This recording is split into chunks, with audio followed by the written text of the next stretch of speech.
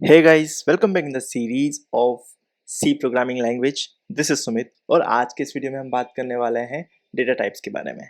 आज हम जानेंगे C में डेटा टाइप्स क्या होते हैं और कितने टाइप के डेटा टाइप्स होते हैं। So without wasting time, let's get start.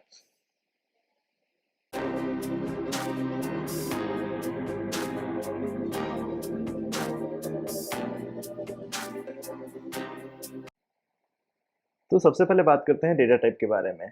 क्या होते हैं data type in C programming language? So, a data type specify the type of data that a variable can store, such as integer, floating, character, etc. ठीक है, तो इसका मतलब ये है कि आपने जो भी डेटा डिफाइन किया है उसका टाइप क्या है। ठीक है, क्या वो डेटा इंटीजर टाइप का है, क्या वो डेटा कैरेक्टर टाइप का है, क्या वो डेटा फ्लोटिंग टाइप का है। जैसे आपका जो नाम है, ठीक है, नेम जो है वो डेटा टाइप उसका इंटीजर नहीं हो सकता। आपका नाम 1 2 3 4 ऐसे नहीं हो सकता। आपका नाम कोई लिस्ट ऑफ स्ट्रिंग वगैरह इस टाइप से हो सकता है। ठीक है, आपकी जो एज है वो कोई कैरेक्टर नहीं होता है कि मेरी एज ABCD है, ऐसा नहीं होता है। एज जो होता है वो इंटीजर वैल्यू होती है, जैसे 19 20 वगैरह जो भी है। ठीक है, और आपका जो वेट होता है वो फ्लोटिंग हो सकता है, फ्लोटिंग नंबर होता है, मतलब 50.5 हो सकता है, 50.6 हो सकता है, इस तरह से। ठीक है, तो जो भी आप वेरिएबल डिफाइन करते हैं उसका डेटा टाइप भी आपको डिफाइन करना पड़ता है, जिससे कंपाइलर को पता पड़े कि किस टाइप का डेटा है। ठीक है, अब ब्रॉड लेवल पर बात करें तो सी में 3 टाइप के डेटा टाइप होते हैं, जैसे प्रिमिटिव, डिराइव्ड और हो गया अपना यूजर डिफाइन।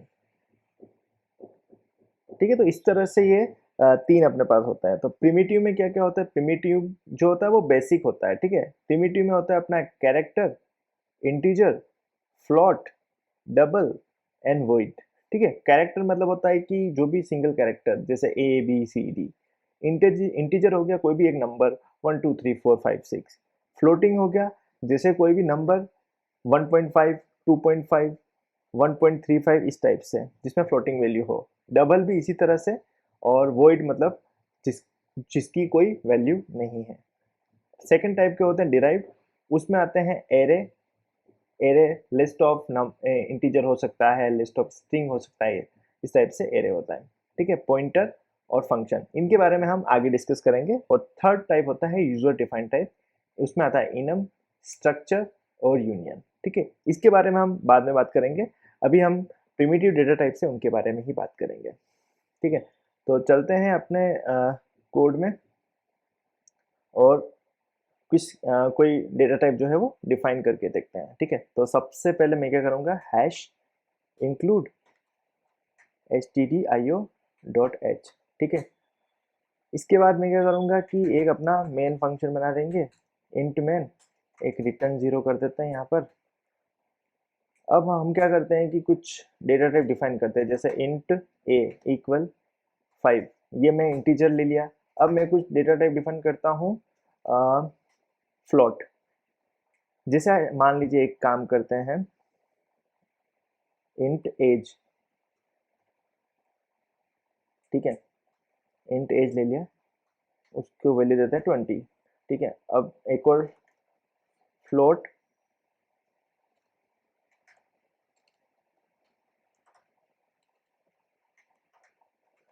आपका जो वेट है वो ले लेते हैं 60.5। ठीक है, और क्या ले सकते हैं, जैसे एक कैरेक्टर ले लेते हैं, character A B equal character foo. Foo ले लेते हैं। ठीक है, फू की वैल्यू दे देते हैं एफ। तो हमने यहाँ पर 3 तरह के जो है डेटा टाइप डिफाइन किए हैं। एक फर्स्ट वेरिएबल अपना है एज, उसका डेटा टाइप जो है वो इंटीजर है। सेकंड है वेट, जिसका डेटा टाइप फ्लोट है। और थर्ड है फू, जिसका डेटा टाइप अपने पास क्या है, कैरेक्टर है। तो इन तीनों को प्रिंट कराते हैं। ठीक है, प्रिंट कराने के लिए हम प्रिंटफ लिखेंगे। अपन लिख देते हैं वैल्यूज आर, और एक काम करते हैं, न्यू लाइन प्रिंट करा देंगे। तो हम कौन कौन सी वैल्यू प्रिंट करा रहे हैं, पहले एज कराएंगे, उसके बाद कराएंगे वेट, और फिर फू। तो अब सबको जो प्रिंट करने का तरीका यहाँ पर अलग है, ठीक है। अगर इंटीजर कराना है तो %d, ठीक है। अगर आपको कराना है फ्लोट तो %f, ठीक है। अपना फू जो है वो कैरेक्टर है तो इसका %c, ठीक है। अब यहाँ पर क्या करेंगे कि लास्ट में अपन सेमीकोलन लगा देंगे, इसको सेव कर देंगे हैं और इसको एक बार कंपाइल करते हैं। GCC-O, मेरा ऑब्जेक्ट का नाम है हेलो बनेगा और hello.c को मैं कंपाइल कर रहा हूँ, ठीक है। इसको जब मैं रन करूँगा तो यहाँ पर वैल्यूज अपने सामने प्रिंट हो गई है, ठीक है। वैल्यूज क्या प्रिंट हुई है? एज, एज की वैल्यू क्या प्रिंट हुई है? 20। फ्लॉट जो वैल्यू मैंने प्रिंट करी थी, क्या करी थी? वेट 60.5, तो यहाँ पर 60.5 प्रिंट हो चुका है।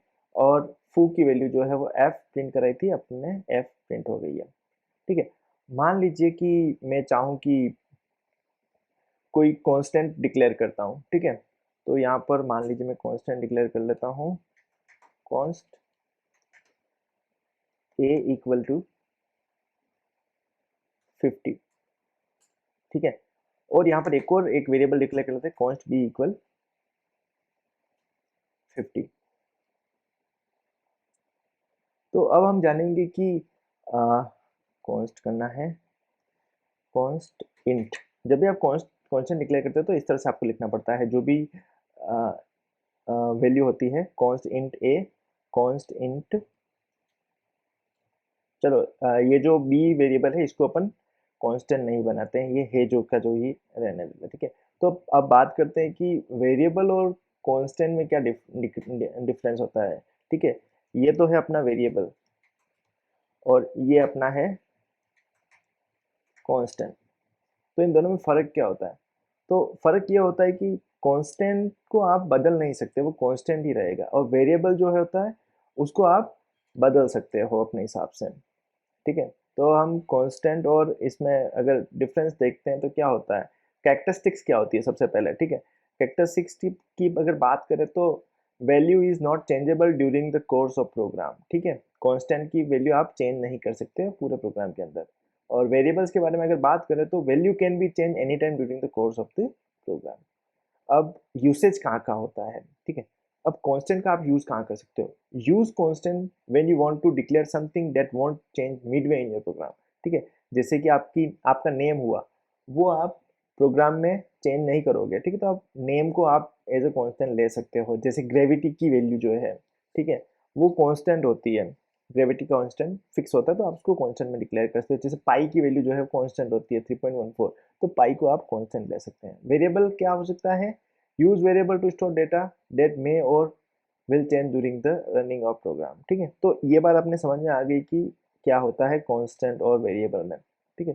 तो अब हम क्या करते हैं कि अपने कोड में चलते हैं और वहाँ पर वेरिएबल और कांस्टेंट में एक बार फ़र्क देखते हैं। तो मैं एक बार इसको कमेंट कर रहा हूँ, जिसमें अपन ने 3 वैल्यू जो प्रिंट कर रही थी ना, अ, ये इंटीजर, फ्लोट और कैरेक्टर की, उसकी जगह मैं अभी क्या प्रिंट करा रहा हूँ? Print F value of A is, ये मैंने इंटीजर ही दिया है, और एंड बी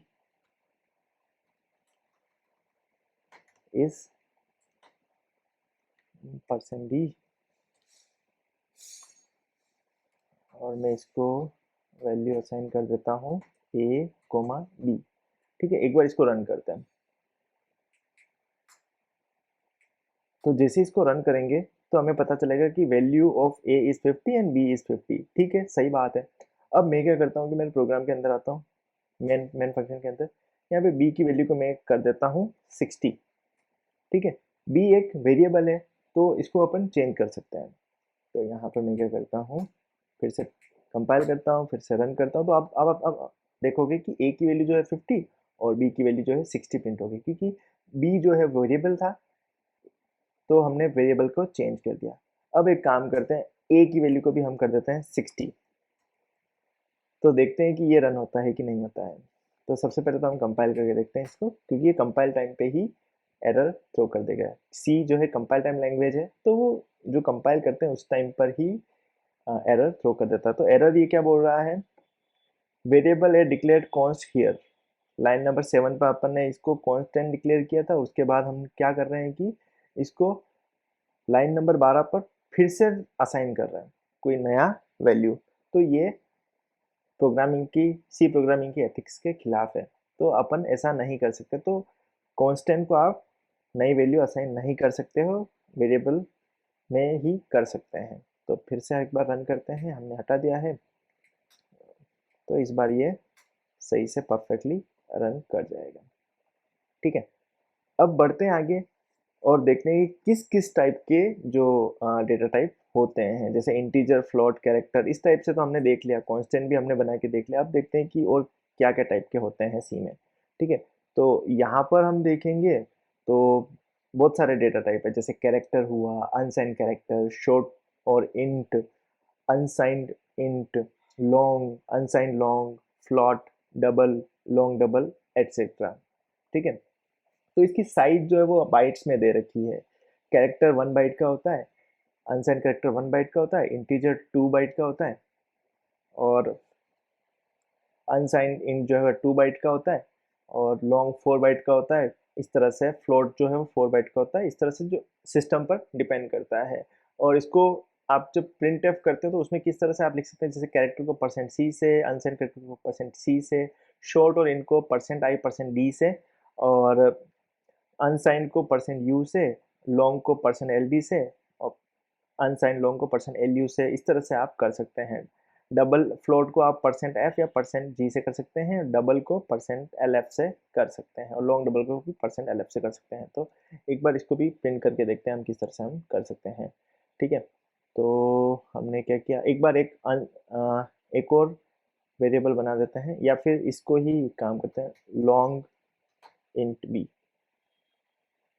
इसको कांस्टेंट हटा देते हैं।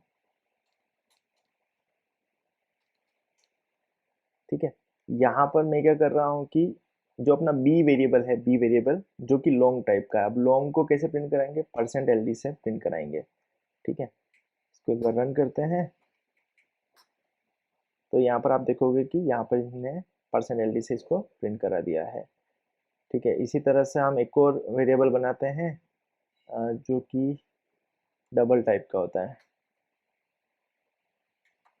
Double wait 1। इसको वेट 1 कर देते हैं। ठीक है, value of weight and weight 1 अपन निकालते हैं हम। इसको एक बार कर देते हैं, कमेंट आउट कर दिया है मैंने। अब वेट और वेट 1 की वैल्यू निकालते हैं, वेट एंड वेट 1।